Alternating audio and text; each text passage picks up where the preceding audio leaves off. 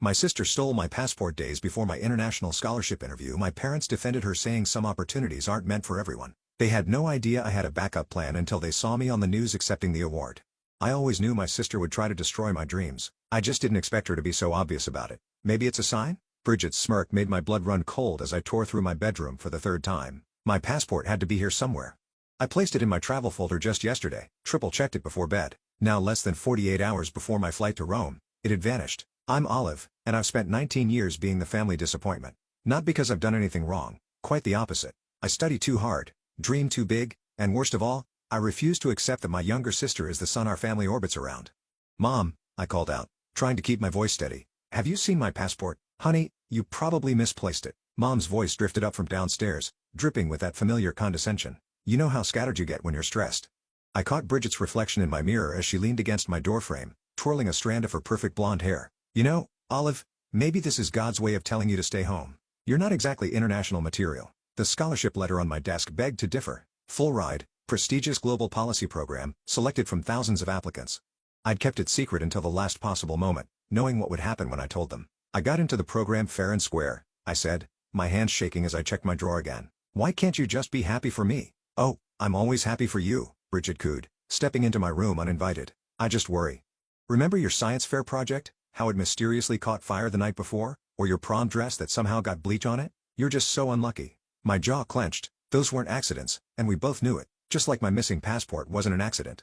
Olive, Dad's voice boomed from downstairs. Family meeting. Now. I followed Bridget down to our pristine living room where Mom and Dad sat like judges ready to deliver a verdict. Mom's cross necklace caught the light as she patted the space beside her. Sweetheart, we need to talk about this scholarship situation. There's nothing to talk about, I said, remaining standing. I earned this. I'm going. Without a passport? Dad raised an eyebrow. Be realistic, honey. Maybe this is a blessing in disguise. You're not ready for something like this. I'm more than ready. She's just jealous, Bridget cut in, her voice trembling with fake tears. Ever since I got asked to be youth pastor, she's been trying to one-up me. Now she's making up stories about missing passports to get attention. I'm not making anything up. But even as I said it, I watched Mom pull Bridget into a hug, shooting me that look, the one that said I was being difficult again, causing problems, hurting my sister. Olive, Mom sighed. Sometimes God closes doors for a reason. Remember what Pastor Mike said about contentment? I felt something snap inside me. Not violently, more like a quiet click, a lock turning. You're right, I said, surprising them all. Maybe I should pray about it. That's my girl. Dad smiled, relieved I was finally being reasonable. I think I need some time alone, I added, heading for the stairs, to process everything. Of course, sweetie, Mom called after me. I'll bring you some tea later. Back in my room, I closed the door and pulled out my phone. My hands weren't shaking anymore as I typed a message to Jamal. Plan Alpha is a go. His response came instantly. Backup passport ready. You sure about this? I glanced at my window where I could see Bridget in her room across the yard already on FaceTime with her friends, probably spreading the news of my latest failure. She caught my eye and blew me a kiss. I thought about all the years of sabotage, the constant gaslighting, the way they tried to clip my wings while praising Bridget for every minor achievement. They thought they had me figured out, the quiet, compliant eldest daughter who would eventually accept her place in their shadow. They had no idea what was coming. Absolutely sure, I texted back. See you at 5 a.m. I heard Mom's footsteps on the stairs, probably bringing that tea she promised. Time to play my part one last time. After tomorrow, they'd learned that some doors aren't meant to be closed and that underestimating me was their biggest mistake. I wiped my face, ready to look appropriately devastated when Mom knocked. Let them think they've won. In less than 48 hours, they'd realize just how wrong they were about everything, especially about me. Mom's tea sat untouched on my nightstand, growing cold while I pretended to sob into my pillow. Through my bedroom wall, I could hear Bridget's theatrical phone conversation. I just feel so bad for her, she was saying. She's always been, you know, fragile. I checked my phone. 9:47 p.m. Time to set the next phase in motion. I walked downstairs, making sure to drag my feet just enough to sound dejected. Mom? Dad? Can we talk? They were in their usual spots. Dad in his recliner. Mom on the couch with her devotional book. They exchanged that look they always shared when dealing with my episodes. Of course, sweetheart. Mom patted the couch. We've been worried about you. I sat down, clutching my phone like a lifeline. I need to know if you've seen my passport, the one I lost a few months ago. Dad's head snapped up. Months ago? What do you mean months ago? Oh, I said, letting my voice waver. I guess I never mentioned it. I lost it back in March right after I got the scholarship news. I was so embarrassed. Mom's face tightened. March? But you just got the scholarship letter last week. Actually, I pulled up my email. I got it in February. I just didn't know how to tell you. You've been lying to us? Dad stood up, his face reddening. For months? Like how you're lying about taking my passport? I shot back. Bridget appeared in the doorway right on cue. How dare you accuse us? Mom, Dad, she's just trying to blame everyone else for her mistakes. Again, I'm not stupid, I said standing up. You've been sabotaging me for years. The science fair project. I saw you in the garage with matches the night before. My prom dress. You were doing laundry right before it got accidentally bleached. You're being ridiculous. Bridget's eyes filled with tears. Mom, make her stop. Olive, Mom's voice turned sharp. Apologizing to your sister right now. No. The word came out calm. Certain. I'm done apologizing for existing. That's enough. Dad slammed his hand on the coffee table. Go to your room until you can show some respect. I turned to leave then paused. You know what's funny? When I lost my passport in March, I went to get a replacement right away. The office said it would take 6 to 8 weeks to process. The silence in the room was deafening. That was 5 months ago, I continued. Plenty of time for a new one to arrive, don't you think? Mom's face went pale. Bridget stopped fake crying. You're bluffing, she whispered. I pulled out my phone again, this time opening my photos. Here's me at the passport office. Date stamp, March 15th. And here's the receipt. And look, here's the tracking number showing it was delivered in May. If you have another passport, Dad said slowly. Where is it? I smiled. Somewhere safe where none of you can get to it. You ungrateful little. Bridget lunged forward, but Mom caught her arm. Olive, Mom's voice trembled with forced calm. If you're planning something foolish, like what? Following my dreams, achieving something on my own, or did you mean foolish like stealing your sister's passport and lying about it? I never. Bridget started. Save it. I cut her off. I don't need the passport you took. I don't need your approval, and I definitely don't need your prayers. I headed for the stairs, but Mom called after me. We only want what's best for you. I turned back one last time. No, you want what's easiest for you. There's a difference. Back in my room, I locked the door and pulled out my laptop. A message from Jamal popped up. Everything set for tomorrow. You okay? I thought about the years of gaslighting, of being told I was overreacting, imagining things, being difficult. I thought about Bridget's innocent act, Mom's religious manipulation, Dad's dismissive sighs. Better than okay, I replied. They finally showed their true colors. My phone buzzed with text from Bridget. You're making a huge mistake. Mom and Dad are really upset. Why do you always have to ruin everything? Please don't do this to our family. I blocked her number. Through the wall, I could hear her having another meltdown, Mom and Dad rushing to console her. The golden child's crown was slipping, and she knew it. I checked my hidden backpack one last time. Backup passport, scholarship documents, plane ticket. In less than 8 hours, I'd be on my way to the airport with Jamal. Let him think they'd won tonight. Let him believe their perfect family facade was still intact. Tomorrow would change everything. I set my alarm and lay down, not even trying to sleep. The time for being the quiet, understanding sister was over. Tomorrow, they'd learn what happens when you push someone too far, and I couldn't wait. The house was silent at 4:45 a.m. when I slipped out of bed, already fully dressed. I barely slept, but adrenaline kept me sharp as I retrieved my hidden backpack from the crawl space behind my closet. My phone vibrated. Jamal. Outside in 5. You ready? I took one last look around my room. 18 years of memories, most of them painful. The cross mom hung over my bed for protection. The family photos where Bridget always stood front and center. The desk where I'd studied late into the night dreaming of escape. On my pillow, I left a note. Some doors are meant to stay closed. Don't try to find me. The third stair from the bottom always creaked, so I stepped over it. In the kitchen, I could smell coffee. Dad must have set the automatic timer for his morning devotional. The pot burbled quietly like it was keeping my secret. A floorboard creaked upstairs. I froze. Another creak followed by footsteps. Someone was awake. I ducked behind the kitchen island just as Bridget appeared at the top of the stairs. She was heading to the bathroom, her eyes half closed with sleep. I held my breath until I heard the bathroom door click shut. My phone buzzed again. Here, I crept to the front door, turning the handle millimeter by millimeter. The hinges had other plans. They groaned like they were announcing my departure to the whole house. The bathroom door opened. Olive? Bridget's voice was sharp with suspicion. I didn't answer. Instead, I yanked the door open and bolted. Mom? Dad? Bridget screamed. She's leaving.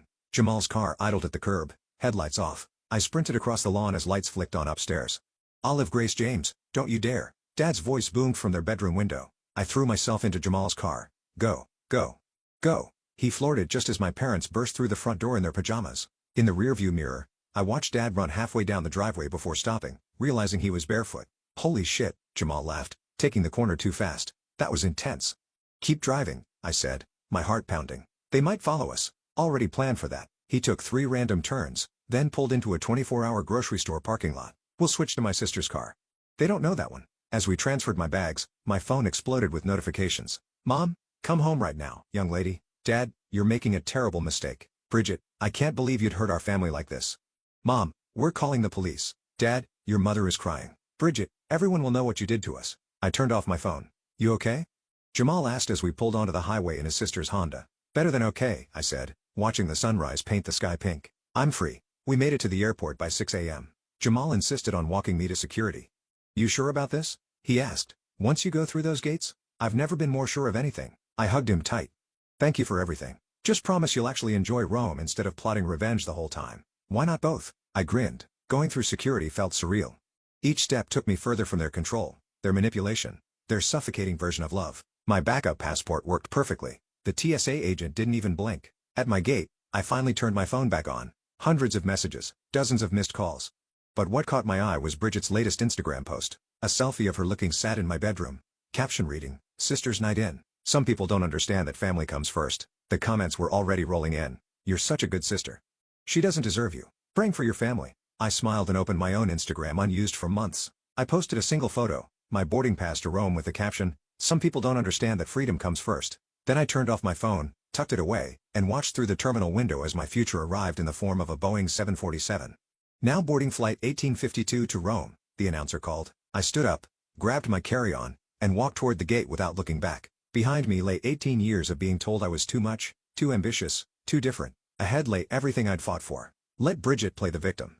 Let my parents call the police. Let them all think they knew my story. I was about to write my own. Rome hit me like a symphony. Beautiful, overwhelming, and nothing like the sheltered life I'd left behind.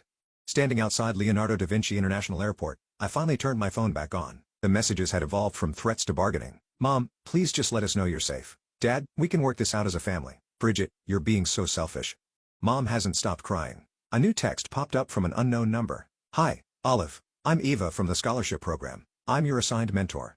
Look for the red scarf at arrivals." I spotted her immediately. Tall, confident, wearing a bright smile along with that red scarf. "You must be our American rebel," she said, pulling me into an unexpected hug. "The program coordinators told me about your family situation. Don't worry, we've got your back." The scholarship residence was a converted monastery in Trastevere, all ancient stone and ivy-covered walls. My room overlooked a courtyard where students from around the world sat discussing politics and philosophy. "Global policy orientation starts in an hour," Eva said, helping me with my bags. "Fair warning, they're throwing you right into the deep end. The UN ambassador to Italy is giving the opening address." I must have looked terrified because she laughed. "Relax. From what I've seen of your application, you're more than ready." The orientation room was packed with scholars and diplomats. I found a seat near the front trying to look like I belonged. Today's first presenter, the program director announced, is a last-minute addition. Olive from New York will share her analysis of grassroots movements in digital spaces. My heart stopped. "What?" Eva nudged me. "Surprise. I recommended you after reading your application essay. Show them what you've got." Walking to the podium, I thought of all the times Bridget had sabotaged my presentations, how my parents had dismissed my achievements. Not this time. I took a deep breath and began. Social media isn't just changing how we communicate. It's revolutionizing how we organize, protest, and create change. For 15 minutes, I owned that room. Questions flew, and I caught them all. The ambassador himself nodded approvingly. Afterward, Eva introduced me to everyone who mattered. "Olive's research on digital activism is groundbreaking," she told the program director. "We're lucky to have her." My phone buzzed. A local news website from back home had picked up my story. Local students' dramatic path to prestigious scholarship raises questions about family dynamics. The comment section was war. "I know this family from church. There's more to this story. Good for her for breaking free. What kind of sister steals a passport?" Then I saw Bridget's latest post, a tearful video about praying for those who abandon their families.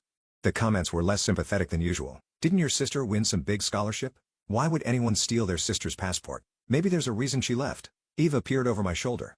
"Your sister? The golden child," I said. "Or she was. Well, she's about to be overshadowed. The program wants to feature you in their international promo video. Filming starts tomorrow."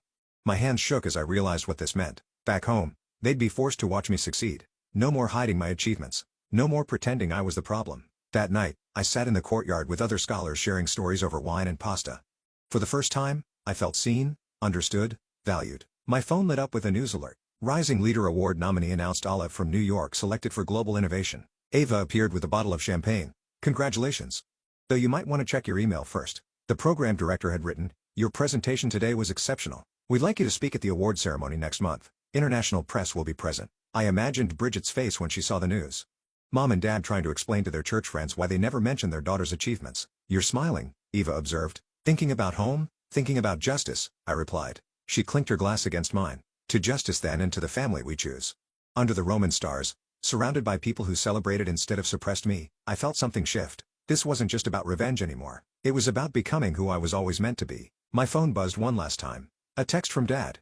"We saw the news. We need to talk." I turned off my phone and rejoined the group where someone was proposing a midnight tour of the Colosseum. Let them squirm. Let them wonder. Let 'em watch. I was done hiding my light. And now our special international segment. The news anchor's voice filled my family's living room back in New York. A remarkable story of academic excellence and perseverance.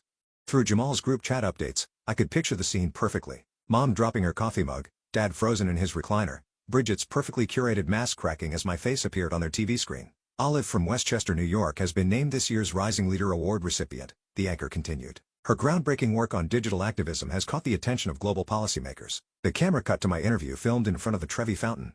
I'd worn red, Bridget's signature color, just to twist the knife. Success isn't about proving others wrong, I said on screen, looking directly into the camera. It's about proving yourself right. Sometimes the people closest to you can't see your potential. That doesn't make it any less real. Jamal's text came seconds later. Holy shit, your sister just stormed out. Your mom's trying to call the station to correct some misinformation. The local Facebook groups were exploding. Isn't that the James family's daughter? Their church always made it sound like she was troubled. My kid went to school with her sister, Bridget. There were rumors. I watched it unfold through social media. Bridget's carefully constructed image was unraveling in real time. You said she wasn't going anywhere. Bridget's voice echoed through their house according to Jamal's play-by-play. You said she'd fail. Mom's damage control started immediately. She posted in the church group, so proud of our Olive. We've always supported her dreams. Proud mama. The comments were merciless. Wasn't this the daughter you said was finding herself? Didn't your other daughter post about her abandoning the family? Pretty sure you told my wife she was lost last Sunday. Dad tried calling again. Olive, please. Your mother's reputation at church. I let it go to voicemail. Bridget's Instagram followers were jumping ship. Her latest tearful video about family loyalty backfired spectacularly. Didn't you steal her passport? My cousin goes to your school. Everyone knows what you did. Maybe focus on your own achievements instead of sabotaging others? She deleted the video, then her entire account. Eva found me watching the chaos unfold from my apartment balcony. Your phone's been buzzing for an hour. Family drama? Justice, I said, showing her the local news website. They dug up my old academic records. Straight A's, science fair wins, debate team championships, all the achievements my family had minimized or ignored. Your sister's youth pastor position, Eva read from her phone. They're reconsidering it due to character concerns. I hadn't planned that part, but karma has its own agenda. Look at this. Eva pointed to another notification. The scholarship program's PR team had released my full schedule of speaking engagements. I'd be addressing the European Parliament next month. My phone lit up with a text from Mom. People are asking questions at church. Please call us. We can explain everything. Then Dad, this isn't very Christian of you, Olive. And finally, Bridget, you've ruined everything. I hope you're happy. I was. Eva poured 2 glasses of wine to watching them squirm. To living well, I corrected her. It really is the best revenge. My phone buzzed again. This time it was Jamal. You need to see this. He'd sent a video from outside my old house. News vans lined the street. A reporter was interviewing neighbors. They always favored the younger one. That poor girl working so hard while they praised her sister. The church is launching an investigation into the family's behavior. Mom had locked herself inside. Dad wasn't taking calls. Bridget's friends were distancing themselves publicly. Their perfect family facade was crumbling, and they had no one to blame but themselves. The UN wants you to expand your speaking tour, Eva mentioned casually. 3 more countries, all expenses paid. I thought about my family watching each appearance, unable to deny or diminish my success anymore. Every achievement would be another crack in their carefully constructed narrative. When do we leave? Eva grinned. That's my girl. Oh, and heads up. International press conference tomorrow. Any message you want to send back home? I looked out over Rome's skyline, thinking of all the times they'd told me to dream smaller, aim lower, stay in my place. Just one, I said, pulling up the camera app. Sometimes the black sheep of the family turns out to be the only one who saw things clearly. I posted it with a photo of me at the Coliseum, red dress glowing in the sunset, success written all over my face. Let 'em choke on it. The press conference room buzzed with energy as cameras flashed. Eva stood beside me, whispering last-minute advice. Remember, you're not just a scholarship recipient anymore. You're a symbol. Miss Olive, a reporter called out. Your research on digital activism has caught the UN's attention, but there's also significant interest in your personal story. Would you care to comment on the family situation that's gone viral? I leaned into the microphone thinking of all the times I've been silenced. My story isn't unique. Many young people face family dynamics that suppress rather than support their ambitions. The difference is I refuse to accept that suppression as love. Your sister recently posted that you're twisting the narrative for attention. Your response? I think the evidence speaks for itself, I said, pulling up a presentation slide. Here's my academic record. Here's my passport application timeline. Here's the security footage from my high school showing my sister tampering with my science fair project. I didn't create this narrative. I just stopped hiding it. The room erupted with questions. Through the livestream comments, I could see my hometown reacting in real time. Sources say your parents are claiming they always supported your dreams, another reporter pressed. Yet we have multiple church members stating otherwise. I have 18 years of receipts, I replied calmly. Would you like to see them? Back home, Bridget's carefully constructed world was imploding. Jamal sent me clips from her latest youth group meeting. How can you teach us about integrity? One teen challenged her. Didn't you steal your sister's passport? My mom says we need a new youth leader. She'd run out crying. For once, her tears weren't getting her what she wanted. Mom's desperate attempts at damage control only made things worse. She'd posted a long Facebook statement about supporting both our daughters equally until someone shared screenshots of her previous posts dismissing my achievements. The church board called an emergency meeting. Dad stopped showing up for his men's prayer breakfast. Their social standing was crumbling. Breaking news, my phone alert chimed. Global Policy Initiative expands youth leadership program. Names Olive as program ambassador. Eva nudged me. They're offering you a permanent position after graduation. Full diplomatic status. I thought of all the times my parents had insisted I'd never succeed outside their protective bubble. Now I was being offered a career they couldn't even comprehend. One more question, a reporter called out. Your sister's recent video suggested you're punishing the family. Are you? No, I said firmly. I'm succeeding. They're just not used to that. After the conference, Eva showed me the latest stats. My story had gone beyond viral. It was becoming a movement. Why Black Sheep's success was trending. Check your email, she said, grinning. The White House Youth Leadership Summit wants you as their keynote speaker. I opened my laptop to find hundreds of messages from young people sharing similar stories. My family tried to stop me from going to college. They always favored my brother. You gave me courage to apply for that scholarship. Then I saw it. An email thread titled Family Updates. Mom had created it years ago to share Bridget's achievements with relatives. I'd never been mentioned. I clicked reply all and attached my latest interview clip. Sometimes love doesn't feel like love at all. Sometimes it feels like control, like suppression, like constant reminders to be less so someone else can be more. That's not love. That's abuse dressed up as protection. Send. Within minutes, relatives I hadn't heard from in years started responding. We had no idea. Your parents only ever talked about Bridget. This explains so much. Jamal texted. Your mom just left church in tears. The pastor's wife refused to sit with her. Bridget got removed from the youth leadership program. His next message read, officially for personal reasons. I should have felt vindicated. Instead, I felt light, free, like I could finally breathe without wondering if I was taking up too much air. Eva appeared with a stack of papers. Ready to sign your contract? The UN doesn't wait forever. As I signed, my phone lit up with one last message from Dad. We hope you find what you're looking for. No apology. No acknowledgement. Just distance wrapped in passive-aggressive concern. I picked up my phone and typed, I already found it. I found myself, the self you tried to bury, and she's magnificent. Then I turned to Ava. When's our flight to Geneva? Tomorrow morning. She smiled. The world's waiting. Let them watch from their small-town shadows. Let them see what happens when you try to dim someone's light. I was done hiding, and I was just getting started. The gala ballroom sparkled with diplomatic elegance as I adjusted my microphone. 6 months had passed since my escape, and tonight was the culmination of everything. The Rising Leader Award ceremony, broadcast worldwide. Ready? Eva straightened my navy blue gown. Your family's definitely watching. Jamal says they've gathered at your house with the church elders to pray for your soul. I smiled. Let them pray. I'm done feeling guilty for their discomfort. The program director took the stage. Tonight's recipient redefined what it means to overcome adversity. Please welcome Olive. Walking to that podium, I remembered every dismissive comment, every sabotaged opportunity, every time they told me to be less. Not tonight. Success stories usually start with, I had a dream, I began. Mine starts with, I had a backup passport. Gentle laughter rippled through the crowd.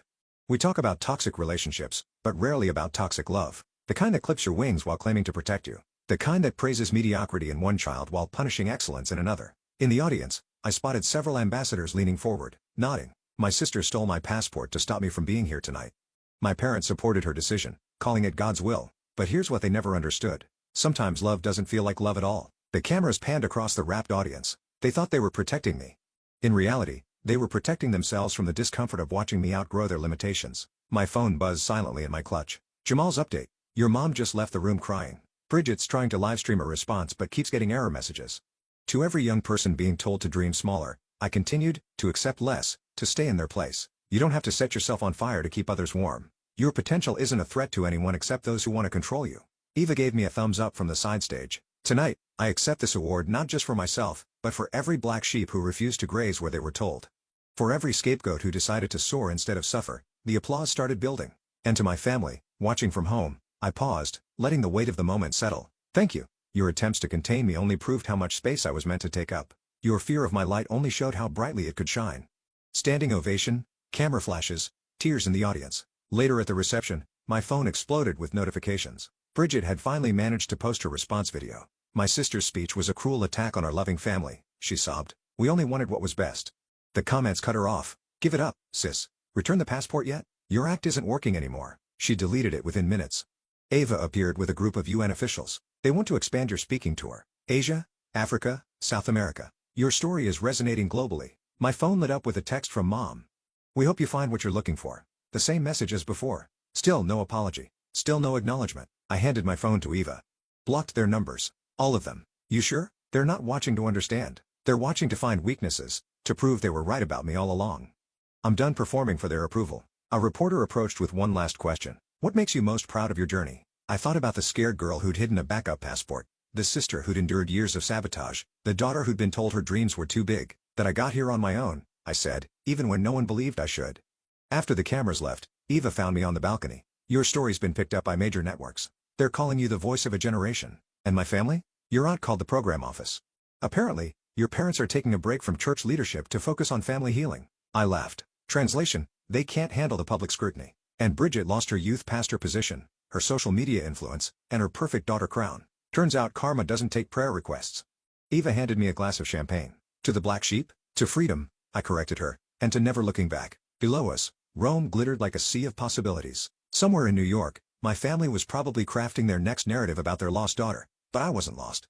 For the first time in my life, I was exactly where I was meant to be, and I was never going back to being small. The interview questions glowed on my laptop screen as I settled into my hotel suite in Geneva. A global youth magazine wanted my take on family dynamics and personal growth. The usual softball questions until the last one caught my eye. Was revenge worth the cost of losing your family?